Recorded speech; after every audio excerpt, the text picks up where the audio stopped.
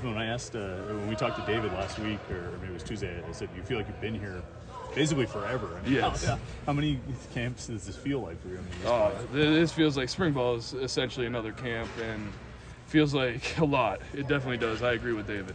Devin, what's it like? I mean, every year you've been here, there's been so much depth on the defensive line. What's it like to, be here for so long and then continue to look behind you and just see so much talent in the freshmen and sophomores you have? Oh, it's awesome. It's like the people before me created people to want to come here to play D-line, and it's awesome to see we have new talent coming in every year.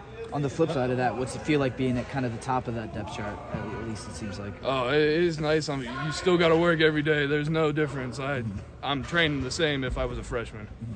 You've been around Coach Partridge a while now. How has he evolved his style of coaching, if in any? He's learning too. He adapts to new techniques, and he's not afraid to open his mind to new styles of playing D-line. It's different for you. It's different for you because you have taken over a leadership role. Guys like Elijah and Desmond are gone. Yes, I was in a little bit of a leadership, but it's definitely a little bit different, taking on a little more. I'm helping the younger guys learn the playbook and stuff, and it's fun. Is it fun that you have so much of a local presence at your position group, too? I mean, almost every single guy really in the mix is either from the City League or from the Whitfield. Does that make it a little bit more enjoyable for you? It definitely does. It definitely leads to some Pittsburgh trash talking about whose school's better. Isaiah got 97, which obviously a huge number for this program. Did you guys talk about that at all? You guys put pressure on him, hey, don't mess up with that jersey? We haven't yet, but now that you say that, we might. You and David and Tyler all kind of came in together. You and David are both from the Whitfield. Is Tyler sort of an honorary Pittsburgh guy at this point? I would say now, yes. He definitely is. What stood out to you about Isaiah so far? His ability to learn. He came in here and he got in the playbook straight away, and he's the furthest I've seen a freshman get in that playbook so far. I have to ask you, because I don't know if we've talked to you since then. The Miami game. Why'd you hit yourself in the